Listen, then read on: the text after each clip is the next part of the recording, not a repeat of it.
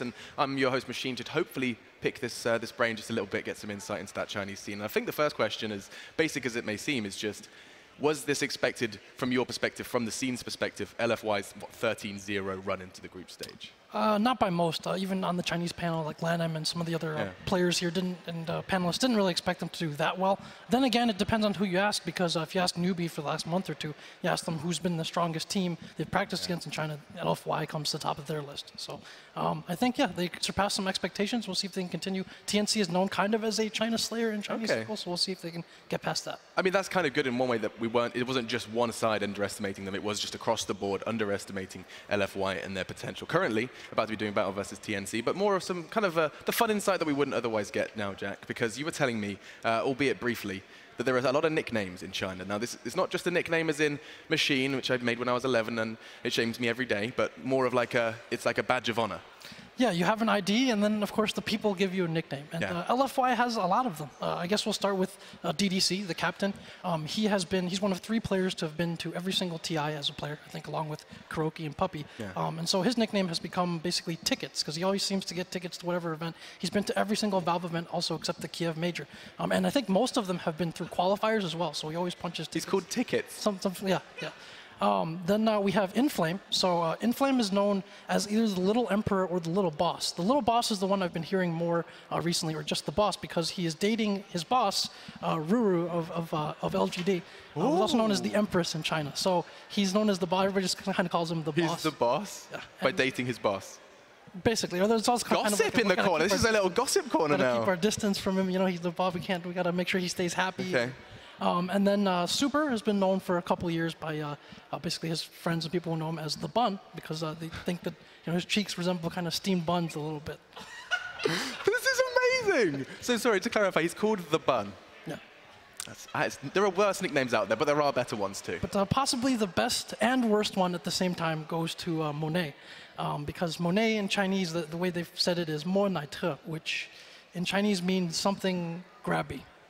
Basically. Where are we going, Jack? Where are you taking this? Basically to cop a feel upstairs. So that's. That was so beautifully put. That's like when your dad's giving you the birds and the bees.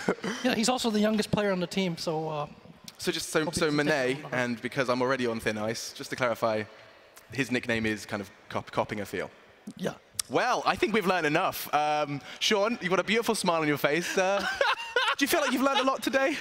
We're going to head over to Jack's Corner to get some insight into LFY. Hey, that counts. You know what the fans call him? They call him the Bun. The Bun! There was a little bit at the beginning. And you just kept going.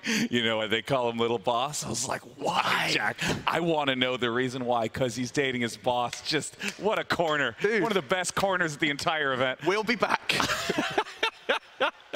Well, we're going to just reemphasize that LFY is really, really, really, really, really good at Dota.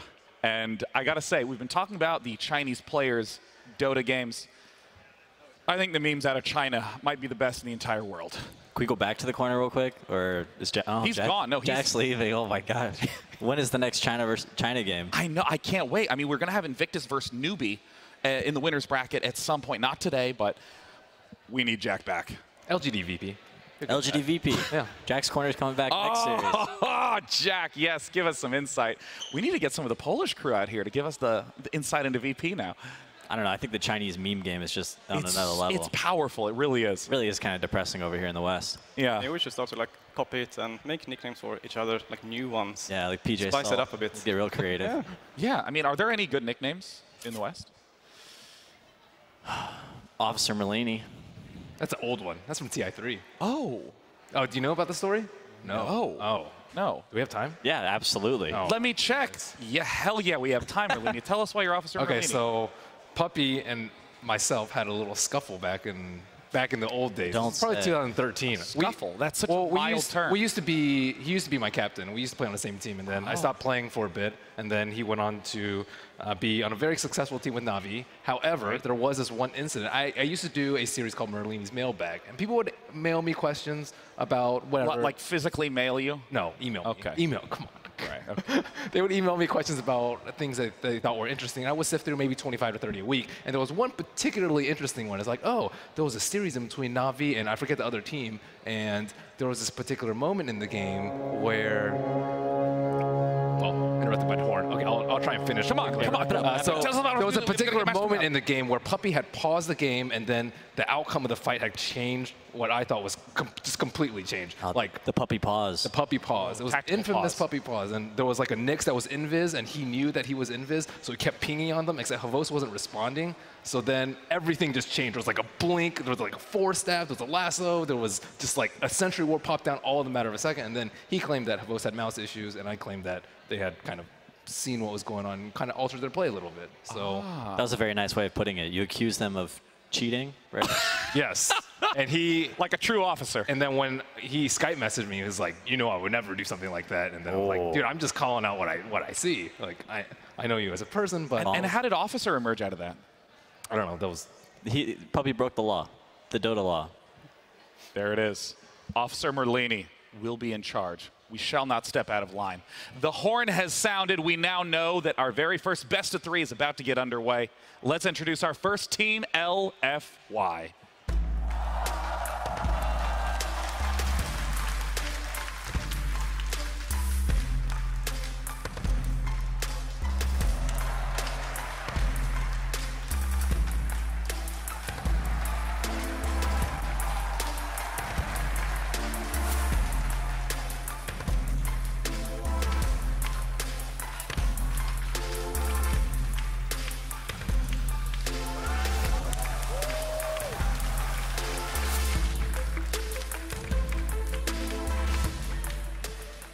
LFY, a team who previously may have been overshadowed by its parent LGD, but here is coming out as the #1 in group stages, 14-2, only shedding a handful of matches. Going up against them is a team that has recently had some roster changes and is back in winners. It is TNC.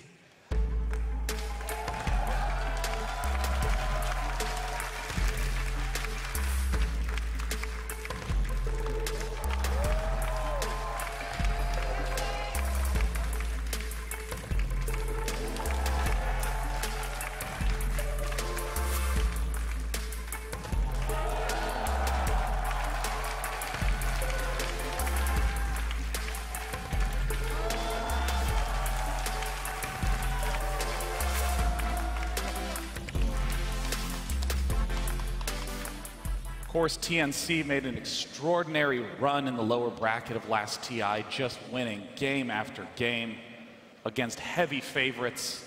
And here they are in the winner's bracket going up against LFY. They were in the same group during group stages, so it will be interesting to see how they match up.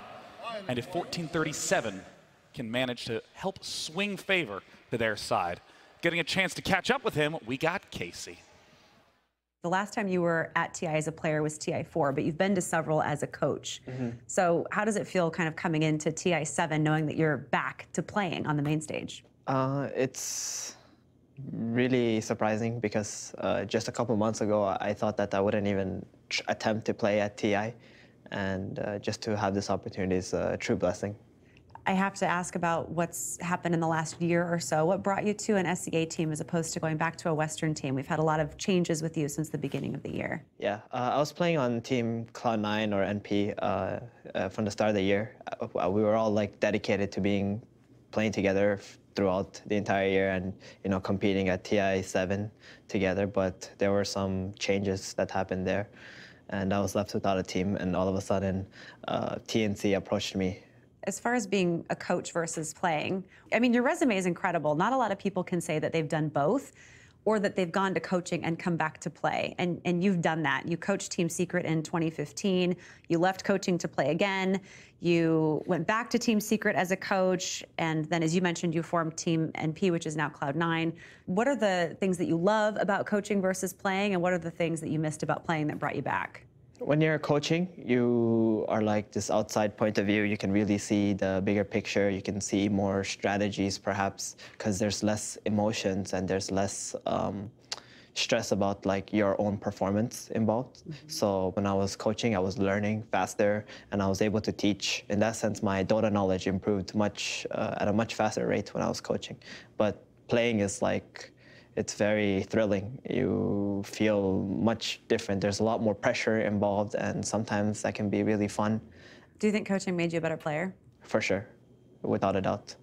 We touched on it, but I want to go back to what happened. I mean, you were part of the group that formed NP, which is now Cloud9. So that means you were really part of it from the ground up. So when you're able to kind of get in on that way, to then have to leave the team or decide to leave the team or be forced to leave the team is really, really tough. Yeah. So what did you go through when that happened?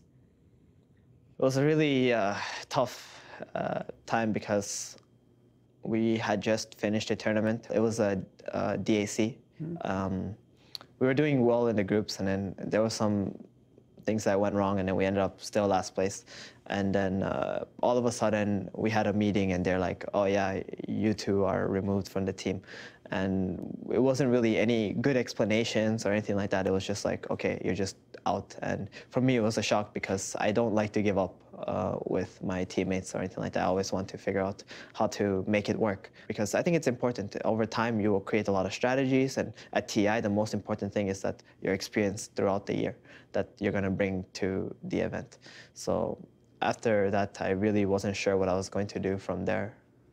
It was a very tough time, for sure. What if you were to face, like it comes down to the wire, it's you versus Cloud9? Okay. How do you hone in, like, because that's got to bring up a little bit of emotional competitiveness. Yeah, it will. But at the same time, I also understand them in some ways too, because they have like 3 players that I played with, and one of them I've even coached. So I understand a little bit about them, whereas for my team, they would only understand how I am. So maybe I have a little bit of advantage there, at least there. But yeah, it'll definitely be an emotional thing to get over, but we're professionals, so we really need to just understand that and just move on. And will TNC get that opportunity here in this winner's match, best of 3? 1437 making the big career move to help support TNC. And on the other side, we have from LFY, Casey got the chance to catch up with the captain in Flame. First question is a very simple one. How did you come to join LFY? 老干爹的经理找到了我，然后当时他们队少3后卫，然后刚好我那段时间想进一步的提升自己吧，就来了。You and Afu came on board in May. How do you think that transformed the team the way that it needed to be heading into Epicenter? 我觉得，加上我们2个的话，就我们几个人的性格啊、游戏打法、对游戏的理解，然后都会比较的相对的协调吧。就大家都会游戏风格比较类似，然后沟通起来很顺畅。我们平常的交流啊，然后感觉在一起比较放松吧，就大家就很简单的、自然的就打得会比之前大家各在各的队伍打得会好很多。Were there any big takeaways from Epicenter that might help you as you look ahead to TI as far as the biggest differences in style between Chinese Dota and Western Dota, if any changes? 就感觉我们的阵容啊搭配比较单一吧，然后我们会吸取每个队的打法风格啊，然后再加上我们个人的选手的习惯啊，会有更多的打法和应对不同的队伍的风格吧。Are there other teams here that you're most looking forward to going up against, or any other teams that you have your eye on? 我们在 TI 期应该是最想战胜 Liquid 的吧，因为我们之前训练和比赛对他们的胜率其实是比较低的，我比较想战胜他们。How would that feel to beat them on the TI stage? 应该算是一个比较惊喜的事情吧，因为我们其实算输给他们挺多次了，就不算比赛再训练啊。就我们队是一个比较少争执的队伍，但是可能每次因为跟他们训练，我们都会有很多的争执。You did an interview with Cybersport and you said that your team plays easily together. Why do you think that is, and why do you think that's been so important in your success? 我待过很多的战队，在 LFY 的话是，我们大家都会比较的就能沟通嘛，就大家如果有谁犯了错啊，我们会一起讨论啊，怎么样？然后我们大家都会比较虚心的接受队友的建议啊，然后我们大家一起进步，就会不会让气氛很尴尬的那种，就是大家觉得一个人很厉害，然后都要听他的。So someone told me that you changed your name in honor of the name of an upcoming book of a Chinese martial arts series. I'm curious about that and whether you draw inspiration from the entertainment, anime, comics world at all. 我觉得会的吧，就一个人性格总是会有很多的。就周围你根据你的经历啊，会影响挺多事情的。就比如我之前我在eHome的时候就比较单纯的，然后比较激进的吧，算是性格比较就单纯的就想打DOTA赢啊，就很简单。现在会不给自己太多的压力啊，不想影响自己，然后感觉现在是比较沉稳吧。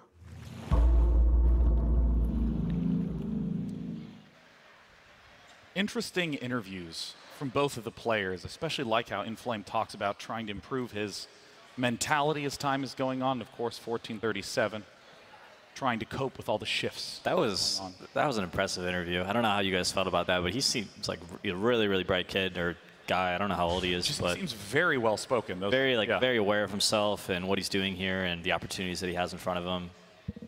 Very collected. He's yeah. I like this team more and more. Yeah, I love when he said we're trying, or that we're able to play easily together, because I feel like big moments in Dota are decided in quarter seconds, half seconds, and the ability for a team to coordinate in that sort of environment is just remarkable, and it's so important to succeed. So let's get ready for game one between LFY and TNC. LFY versus TNC Pro Team.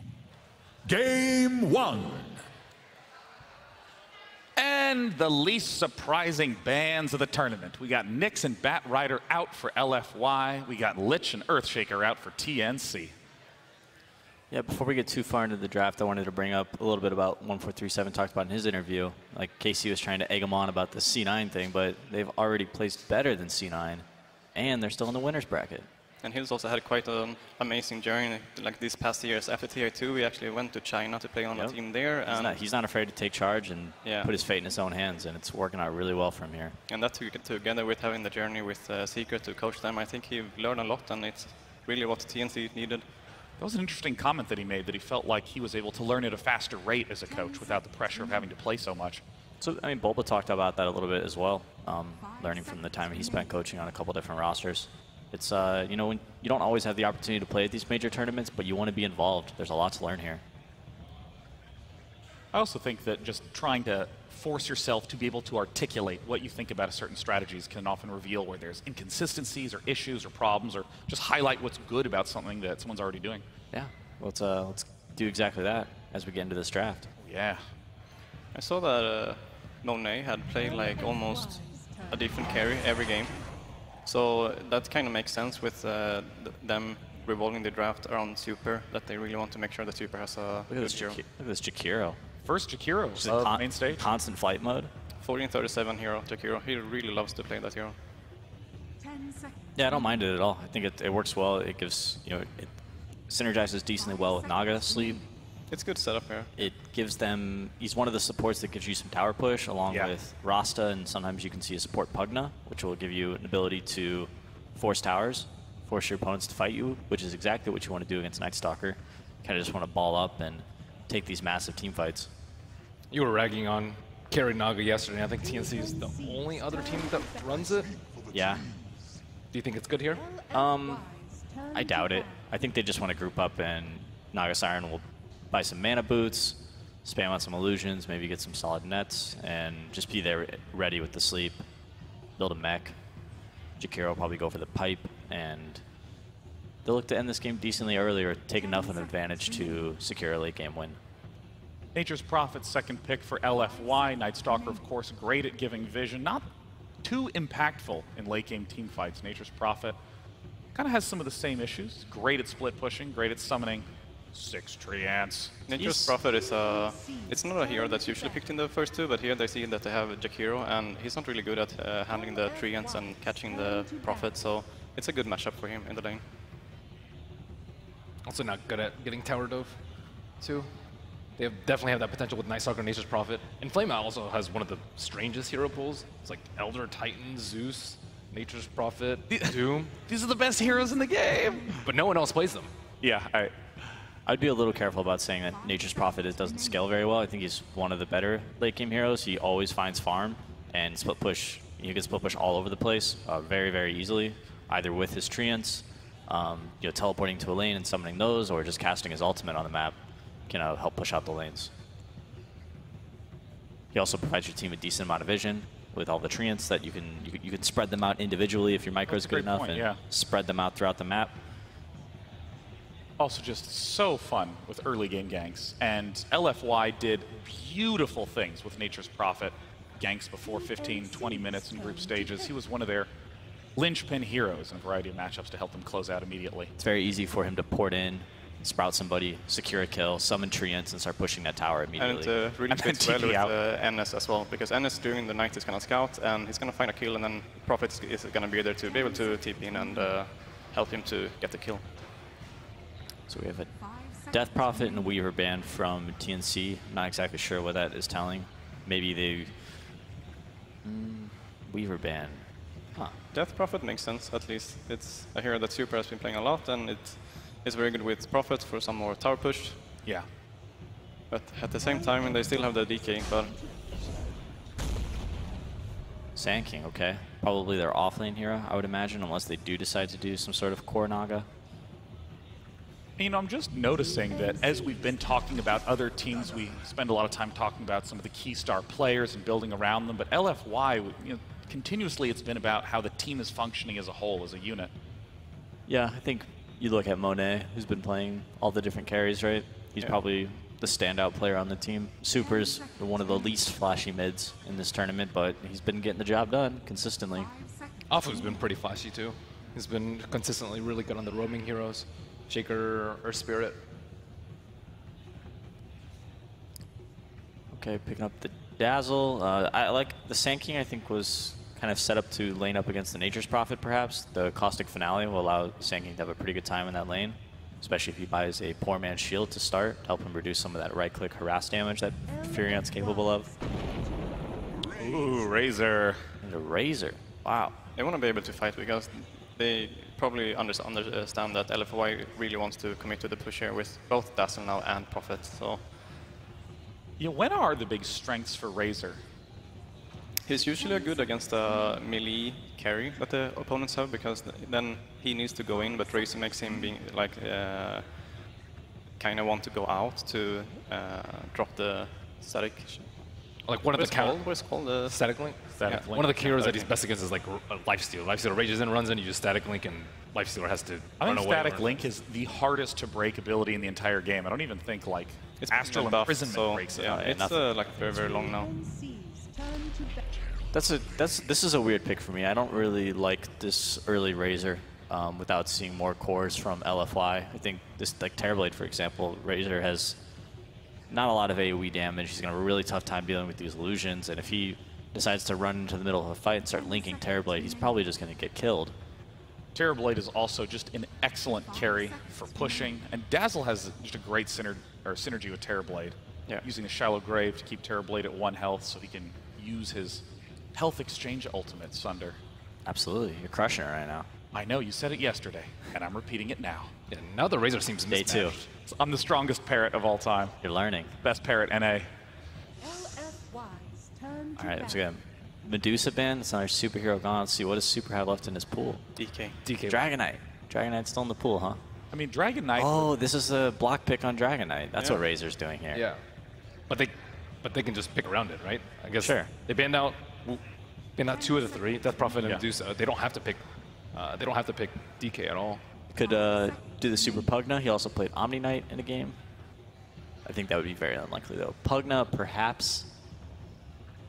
So, I mean, at this point with LFY, we see just a lot of very strong push potential. We see Dazzle there to help enhance the push with the Shallow Grave. Night Stalker, of course, there to get great vision, to get ganks, to set those sort of things up.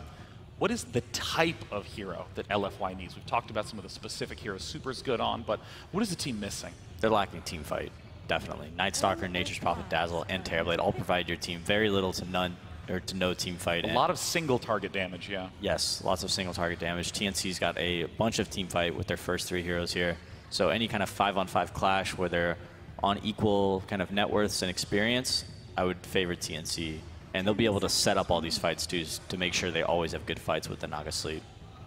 It was just fascinating to watch LFY play, because in a lot of their compositions, There's been a couple times where I wasn't a big fan of LFY's draft, but they just outskilled their opponents so quickly.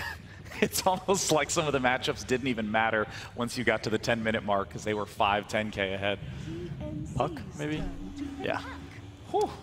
Haven't seen Super play this hero too much. He's not really his style. Puck's a little flashy for Super, but I'm sure he's capable of it. And I think it's a really great, it's a really great pick here. That silence is going to be super clutch against all 3 of these first heroes, and he struggles a little bit versus Razor in lane, don't you think, Ben? Yes. But Super has like almost always lost his lane this tournament, so they'll just, I'm sure Afu on the Night Stalker, when he's roaming around, he'll just ignore mid and be like, Super, you got this, man. You'll figure it out. Do any of Puck's abilities break static link? Just if you John's out. If you push yourself away with the whatever it's called. John? Ethereal Orb in the John. Ethereal Orb, right. But Phase Shift does not break. And last pick, Alchemist. All right. Definitely could farm a lot of the map, and he can be the frontliner for them. As well. And they have set up with the sleep if they actually want to like fight them, to set up into the epicenter from Sanking and Twin. I think LFY can break the jungle, though. That's important against an Alchemist. They have Night Stalker and Furion and Puck to be very mobile on the map, and they can go find this Alchemist and potentially keep him underfarmed. I mean, once again, it may turn out to be a matchup centered around the Alchemist. Can he go off and get to 30K net worth early? Or will LFY be able to push early and shut Alchemist down? It's time to head into Game 1 of Series 1 of Day 2 here at the International.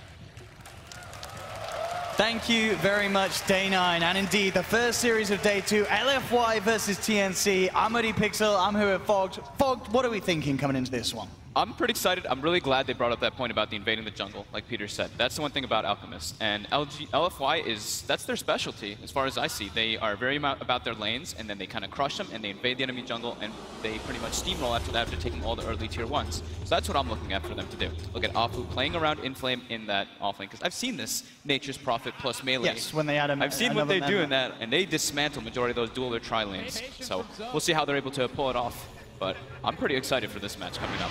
Except for the fact that it looks on paper, we look and we see an Alkin and Naga on TNC, and we're like, ew, because, you know, these 2 heroes sometimes just bring bad taste to the mouth. But they've been changed up, and it's, of course, the support Naga, so it is a different kind of utilization. Yeah. And during the draft, I believe it was when the Terrorblade was picked up, you didn't seem too keen on that pick? Oh, no, I like the Terrorblade. You like the Terrorblade? The Razor, when it comes up, when you don't have a direct counter against it, when you pick it like that, it's like that flex pick. So they were picking it just to dissuade LFY from picking the DK for Super. Just to have, hey, we have a Razor. And then they switch it. They don't actually put the Razor in the mid lane. They put it in the safe lane. So they had that little bit of mind game going for them, which is great. And right off the bat, they actually find themselves a D-ward. They're already expecting... They understand how LFY likes to play. They know that they want to block the pull camp, they want to put a lot of pressure onto the enemy safe lane, and just constantly run at that. So if they at least are able to alleviate that they can pull, it's extremely important for them to be able to get that experience and maximize. We do see a smoke actually coming out from TNC. We'll see if they get any traction with it. Looks like the line's to be drawn to head all the way down bottom and look to invade LFY's jungle. They're doing aggro, like Peter was mentioning. They want to have the Sanking versus Nature's Prophet matchup. And it can actually shut down the Terrorblade quite decently. And it's probably pretty unexpected. They scouted out the tri-lane top and then the smoke happens. So it's TNC trying to get that unexpected lane favoring. And is this a lane favoring that's good enough for TNC that LFY may then react to it and switch their lanes back up so they don't find themselves in these, as you say, unfavorable lane matchups? Yeah, probably. It depends on how much they can get the pulls off. That's the one thing, is that LFY does have both pulls open if they do want to be able to do that and be able to like keep the lane back. They just have to not get killed level 1 and then not get steamrolled, because if the Tower Blade gets shut down super hard, they have a very weird way of getting back into the game of actually pushing and sieging. Nature's Prophet can have a pretty good time, but he's versus Senking, which is an okay matchup as long as Senking. Oh, looks like Raven got a pretty solid block down on this bottom lane, which is it's going to mean that Monet's rather far forward. They look to lead in with the Static Link. Do they have the control with the slow from 1437? This is looking pretty good. DDC is there. He's yet to skill. Will save the point for the Shadow Grave. Very smartly done there by DDC. Waits until the last possible moment before knowing which skill is required and will save the Terrorblade's life. So Afu right away does make the move down bottom, and they start already stacking the pole. They know what they need to accomplish in this lane. They need to out-resource them, and once they get a couple levels on their heroes, they're actually extremely strong, especially if like this Jakiro gets out of position. He's very slow, 290 movement speed. It's all up to Tim's pretty much just standing in the front line and zoning them. So if they can, also the thing is that they're low on regen is the problem for LFY, but they do have a Dazzle. So as long as they're able to conserve their regen, they can match up decently versus TNC. But TNC does have a lot of regen between their heroes. Looking for Tim's here, DDC, keeping him at bay, Monet and Arthur, as you say, in the neighborhood. The thing is you're mentioning, these two side lanes definitely seem to have strengths for TNC, but this mid lane, if Kuku doesn't get any help, this could become a bit tricky, couldn't it, for him in this 1v1 against the Puck? Definitely. Puck is able to heavily harass his bottom. bottom. That thought, though, because bottom lane, DDC's gone on by TNC, and they'll pick up the first blood just like that. Arthur and Monet unable to do anything. Tims gets level 2, the net comes out. Easy grab on anybody who's on the side. That's the important thing when you're playing versus these tri versus tri lanes. You have to watch your positioning of staying in the lane. If you're going to do pulls, that's okay as long as you have somebody kind of guarding you for the pull. But for the most part, you can't get caught on the side there because it's just pretty easy picks. And we see as well, this mid lane CS looking very good at the moment. Super. He is going to jump forward for this, puts the point into the Waning Rift. It's not going to be quite enough burst. In fact, the acid spray. Turn around, man, it up, and Super! Oh no! Oh no, Super!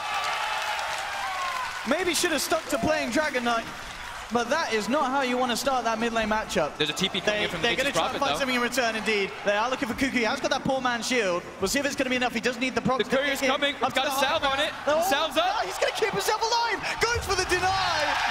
Kuku is loving the mid lane. He is smiling all over. And in fact, bottom lane, some positive action as well for TNC. They're moving in onto Monet. Does have the backup from DDC. That will be enough to hold TNC back. TNC here off to quite a start, making a big impact here on the main stage. One thing is, though, he does get the salve delivered. He uses it, though, and then dies. And dying to Ancients, dying to neutrals, you're dead for 24 seconds as a mid laner. That's actually pretty devastating, because now Super pulls way ahead in the last hits and is actually acquiring more net worth. So you don't want to give the kill, but at the same time, it hurts a lot to die to neutrals like that this early on as a mid laner. He's back now, though, and he's going to continue that acid spray spam. Absolutely, yeah, this is the thing. Yeah, Super CS still off the charts. You know, he's farming like an absolute beast. 21-11. So despite that death, Super definitely still maintaining the lead here in this mid matchup. Afu probably wants to get a couple more levels before he makes that move. It's also going to be nighttime soon. I think he wants ideally level 3 so he can decide if he can save a point in Crippling Fear. It can be very useful to kill the Sand King and the Alchemist early on. And they're actually just switching lanes. They decide, this aggro Trident is too much. They need their Terrorblade to have something, and put him top. Not the greatest matchup, though, versus a Sand King who's already level 4. But there's no Caustic actually skilled on Sam H, which is a bit surprising versus the Nature's Prophet trains, but Inflame is one of the best at playing Nature's Prophet in the laning phase, so it can be understood why he was dissuaded from doing that. Kuku now, just goes to the jungle. It's too much threat. Once Puck gets like level 4 or 5, there's too much damage coming out and too much threat of the Nature's Prophet TPing behind you. So he just has to resort to that. It's bottom lane, Inflame does have the phase boost, giving Raven quite a bit of a punch. Arfu looking for the chase down. Raven quick to cut himself out of the Sprout. Will be fine now. The reaction from TNC, 1437's there, as well as Tim's from the Invis, jumps forward with the Ring turn, with the Static Link. And TNC, they're looking for Arfu. There's no DDC in the neighborhood, so there's no save for the Night Stalker. And a third kill is picked up by TNC. Very strong aggro tri-lane. So much slow and control, and the damage comes all from that Razor, who already has phase boots. So they have the chase as well now. And this is where Afu maybe wants to make moves elsewhere. Actually smokes up, starting to commit maybe toward that mid lane, it looks like. He puts a ward to watch the movements of where the Naga's going. Kuku's very low. Very susceptible to death here. The Only one coming tango out, left. They can certainly look to die for this, and indeed they will. He has the infused raindrop. It's not enough to save him. LFY. They TP opportunity. They may just get this as well. Are going to look to try and juke it across the tree line, but Arfu with the flying vision gives it to Super. So Super has that vision to make the connection. Damn, I didn't think that they were actually going to commit so hard for the courier, but with the Hunter and the Knight making it so much easier to be able to see it, even though it is sprinted up. Still, definitely the biggest issue for LFY being that Monet's start has not been great at all because of this aggression from TNC. Still lacking behind in CS. Levels as well. They're not quite there. Top, though. And now they're looking for a fight. Yeah, with the Metamorphosis and the Poison Touch connecting, they'll go in. They'll take one. SamH tries to hold them back with the Burrow Strike and the Sandstorm. Not enough to get a kill in return, but we'll push them back. But still, this is perfect. You know, LFY, they need to find Monet involved in as much action as they can to kind of bring him back from this very, very slow early 5 minutes from LFY. It's a catapult wave right now, too. Bottom lane, Inflame, getting committed on. Should be just fine. Able to TP out after the net. So catapult waves coming in. Metamorphosis was used, but SamH is able to just Sandstorm and push out top. Bottom lane, maybe TNC is able to put some tower pressure here, which could be very nice for them being able to. Both teams, they want to be able to get those early tier 1s to get the access points into jungle versus this Alchemist and Terrorblade. Those invasions are super important versus those two heroes in particular. Mid lane, 1437 takes a step too far up. Straight away with the Dream Core down, Arfu and Super going to work, bringing down an up. I mean, yeah, Super, you know, as much as we made Joe, he is doing amazing. Is it 42 CS, our highest farm on the board? He is definitely going to be the real threat. If they can start to utilize this puck, getting him moving around, use the Dream Coil to enable Monet to do work in the fights with the Metamorphosis, it's going to get crazy. And in fact, already 1437 getting jumped on again. The Nature's Wrath flies through. And LFY, they pick up another kill in the mid lane. But Super now getting caught out of the side. Actually, John's on the high ground into a trap, but he's got his orb out. Down to the low ground. Raven's going to see if he can try and chase him. Cuckoo is there with the wraparound. Will block him off. And look, he's trying to... Oh, you know, I thought he was going to give the kill to Raven. But he says, I'll take him myself. And does beat down upon Super, so they will catch him. At the same time, Monet and DDC looking towards SamH. He's got the stick charges, does have the Burrow Strike. They were thinking about bringing in Inflame as well, but as soon as their charges came out, they knew they couldn't go for it. Very high level, yeah. Level 7 already. Lots of these 7.4 HP per second as well. Hard kill to get with that max Sandstorm too. But they also almost claim mid tower, so this is a little bit of a change-up that we usually see from LFY. They're playing a lot around Super, which they have to do right now because the other lane got shut down so hard. It's pretty much up to Super and Inflame to get Monet back into this one. Yes, they've got to somehow enable the recovery for this lane. Every time Coil's up. Super being so proactive with the help of Arfu and Inflame, just jumping in, joining him, and there's nowhere to run with these Treants in the way. They will have the Sand King TPing in. SamH may find Arfu in return with the Sandstorm. Because of his skill build, it's doing a lot of damage at this stage of the game. Takes down one in return. But still, nonetheless, it is this Alchemist now getting heavily punished by LFY. This pressure in the mid lanes, giving space to Monet up on top. SamH, another kill he's going to get maybe? Oh, so close. That's Silent saving the life of both of them. Super does have the invis, was thinking about going back in there, but as you say, this level 8 Sand King, very, very scary for LFY. LFY is making a lot of space around the map, though. They're forcing aggression, they're forcing rotations, which gives Monet a lot of space. Up top, wailing on that top tier 1 tower. TNC also trading bottom. So they're like we said, they need to have some way to kind of get Monet back in the game. And there's two ways of doing that. You either get him involved in fights and you play around him, or you make space elsewhere on the map. And right now, he's still a bit too under level to play around him. SamH back up top, and Monet is backed up by DDC at the moment, so we'll be fine. Looks like Super as well did pick obviously the Node tallies up for the lane, but not going for the Veil, maybe saving straight for that Blink Dagger this game. Top lane, SamH coming in with the Burrow Strike. Monet is there, looking for the turnaround. Inflame comes in with the TP. No Burrow Strike for SamH for 5 seconds. He'll try and get himself out. But again, yeah, these Treant blocks causing a huge issue for SamH. He does have the stick charge. We'll let the Burrow Strike back up. And that's enough. He's out of there. Sam with the plays. Bottom lane, Raven diving in deep. Steals a hefty chunk of damage from Arfu. Arfu will get himself back to safety. Raven might be in some trouble here. Super's got Coil. He's got him isolated, but... He's a little scared, though, of Raven having that stolen damage. Yeah, don't think they have TP follow-up. I think Inflames is still on cooldown for 10 more seconds.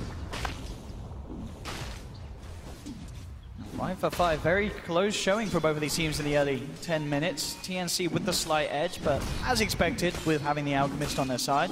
Yeah, and running a very unexpected aggro tri-lane, which worked incredibly well.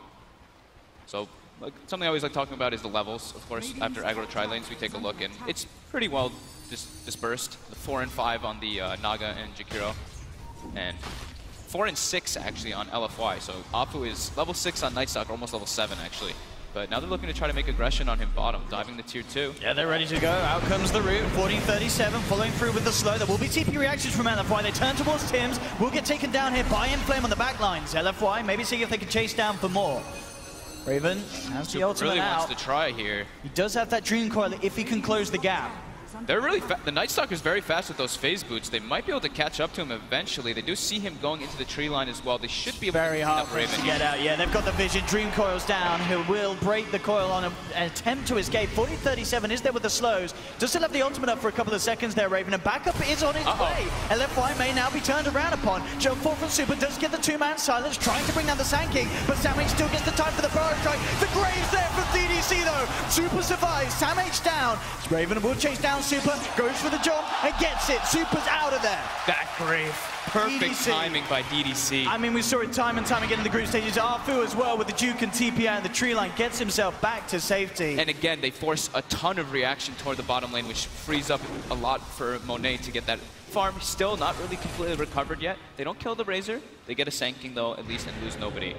It was actually Afu was holding the Void there because he didn't want the Razor to just TP out right after the pull and use Void. So it actually ends up getting a lot closer to their tower, but he had to do so.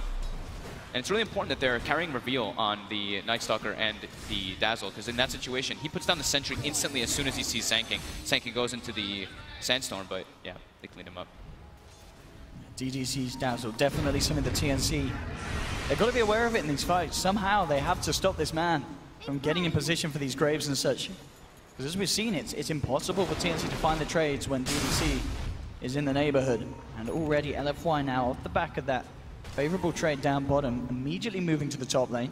Yep. Samh in the neighborhood, 1400 towards the Blink Dagger at the moment, and Super still under the cover of the smoke. Will look towards him all. Samh. A little late with the Dream Core there. Samh with the game sense. Burrow striking straight away up to the tier 1, and that, by the looks of it, is going to put off LFY from looking for anything more there. So nice awareness there from Sam. Yeah, we're talking about the Monet beginning to recover, slowly but surely, of course. But this Alchemist, almost level 12, actually level 12 now, and look at the money. Almost getting online for Radiance. So they've come back, they are hunting for Samh, but again, using these Burrow Strikes to just create the distance between them.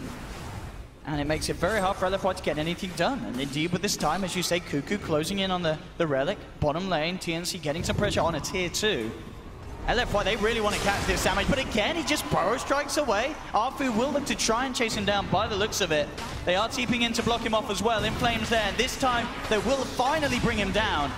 But essentially, that is Samh creating a lot of space. Bottom lane, tier 2, down to less than half health. And what's the money looking like on Kuku? He's 100 or so away from the Relic. Yeah. And they're going to get this tier 2 by the looks of it down bottom. So LFY's trying to punish as much as they can, because they're like, oh, Alchemist is just farming this whole time. We have to make as much happen with these R4 4v4. But at the same time, TNC's getting some very favorable trades coming out here. Now they have a lot of access points into the enemy jungle. They put some very nice aggressive wards down too. So they're able to watch wherever Monet is farming. Monet actually able to start cleaning up an Ancient stack, which is going to really start accelerating him. Yeah, it is only a few hundred now behind Raven. TNC's carry, so that laning stage starting to, its effects at least being reverted, but definitely overall the fact that Kuku and his Alchemist exactly where he would hope to be at this stage.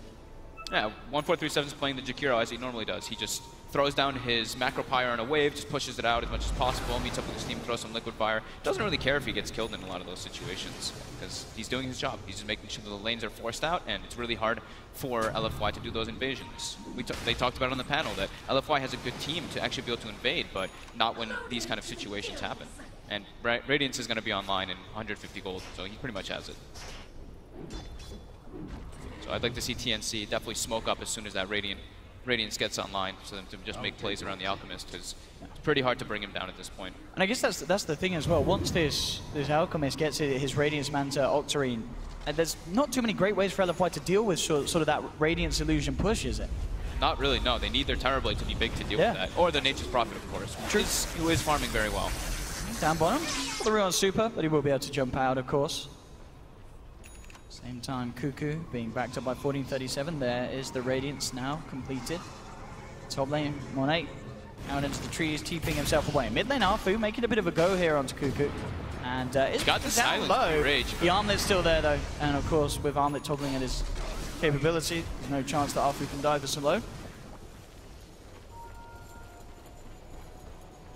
Definitely 15 minutes in. TNC turning up here on the main stage against LFY, this absolutely terrifying team in the group stages. They've got Blink now on Sand King. Hood already picked up on the Razor. They're looking at LFY's lineup, and they're like, yeah, they're majority magic damage until the Terrorblade and Nature's Prophet get a couple items. So it's good itemization by Raven. Oh, look at the D ward here, TNC. Unblocking their camps from LFY's warding, and LFY, though they know that 1437 was there with the D ward from the low ground, will find him in the tree line. Bring down the Jakiro.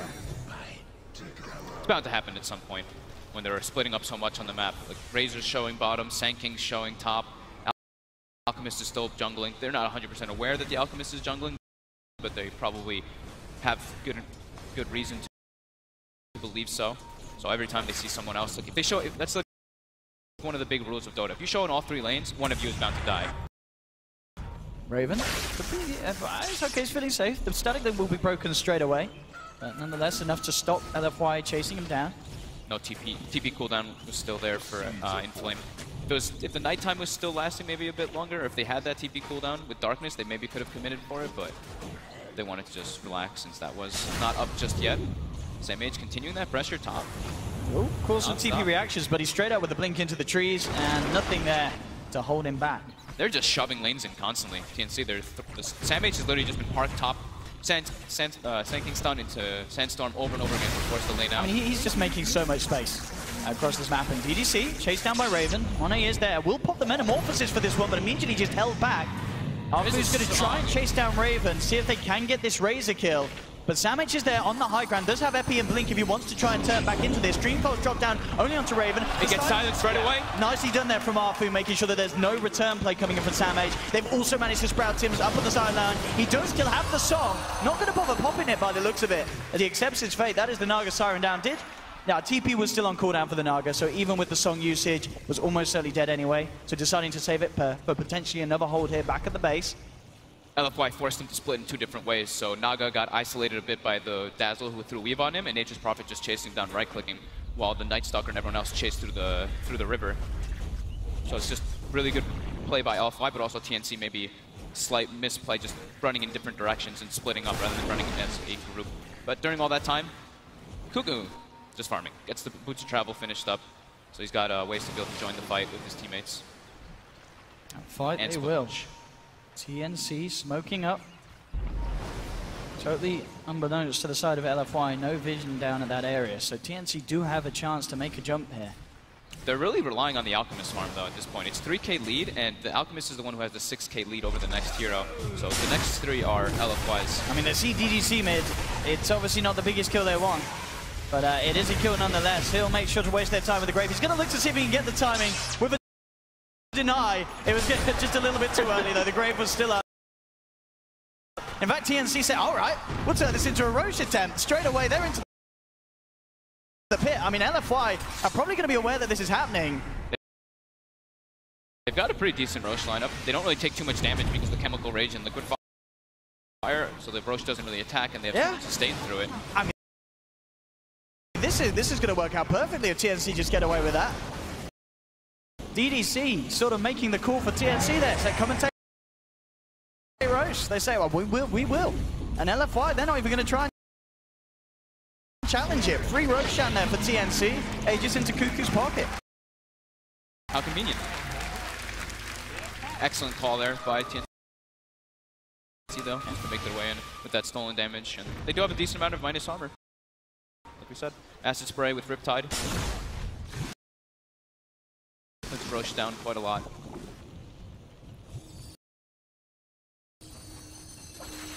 Still Monet on the farm. How's he doing item-wise? He's on his way toward Manta. Nearly at the ultimate orb, yeah. Still very much the road to recovery is still there. Yes.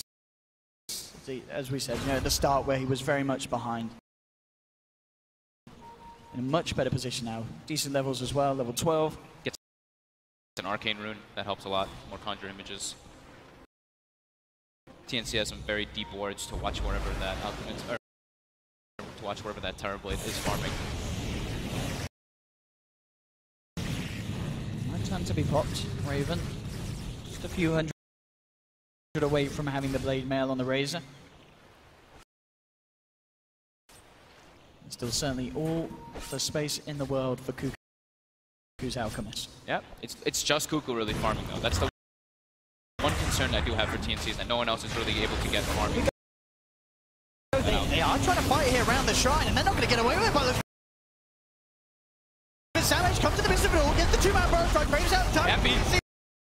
But indeed the MP chase down coming through, forcing the side of LFY back. DDC has already put the grave, the Dream Cold Stone will hold them back. Silence onto Samh to make sure he can't burrow strike forward. Nobody died? That could have got a lot messier for LFY there, trying to fight around that shrine. But it didn't. They all survived. DDC again with a very nice grave.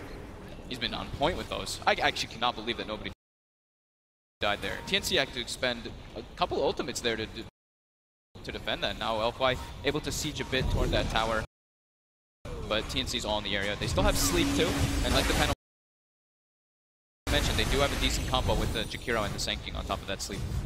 So if they can do anything off the back of this, they are going to jump forward with the burrow strike onto Monet. Still on the sidelines though, Arfu's still by the shrine, looking to see if he can get behind them for a clutch silence. Kuku will have his eyes upon him. He's not going to look for the chase. So Arfu, too speedy. Kuku just farmed a massive ancient stack. About to have Manta Style already finished up now too. Double the net worth of the next hero. Alchemist. He's going to try something here with his haste rune. Looking to see if he can get a bit of a cheeky play onto Super. Super jumps back, will jaunt off. Phase shifts there. Dodge the concoction. He's got to use it now. Raven. Into Wars, DDC has got Samh in the neighborhood. See if they can get anything done. 14-37 around as well. The wards this game have been crazy by TNC. I'm pretty sure every single ward they've placed has been put in the enemy jungle or watching that one ancient spot. The one on the left side. But other than that, yeah, they've been completely focused on sticking on LFY's side of the map, other than Kuku. Kuku's just chilling in the jungle. And Flame keeping up the split push pressure as well. Shadow Blade complete, so he's going to feel a lot safer.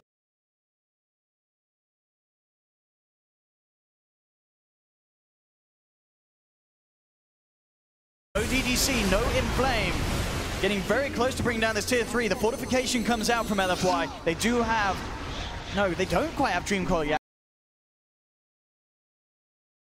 How long until we're seeing that one up? 2 seconds. 2 seconds, yeah. So they've got it now. Now TNC realize they start to back off. They're a little scared of this. There's the song, though. The 3, indeed the song. Coming through, buying time for Kuku at least to TP out. Tim's TPing out as well. 40-37. Looks like he will be the one to be left behind. Raven trying to get Raven as well. Make it. Wasn't quite quick enough with it. Now with the voice still coming out from Arfu. Raven, he will be taken down. So LFY able to punish TNC off the back of that push down bottom, taking 2, and TNC, as you know, they did get a lot of damage to the tier 3 tower, but they didn't quite finish it off. Could be worse though. If they weren't able to get the song off at that time.